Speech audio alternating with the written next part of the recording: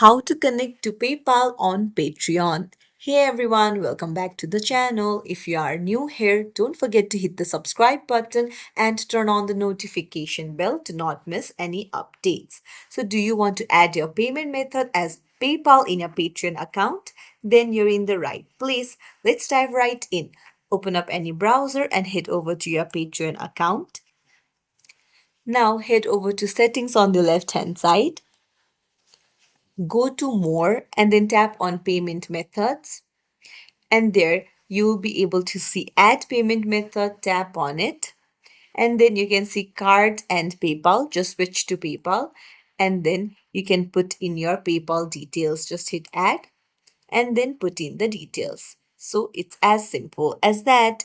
If you found this tutorial helpful, don't forget to like and subscribe to our channel for more tips and tricks. Thank you for watching.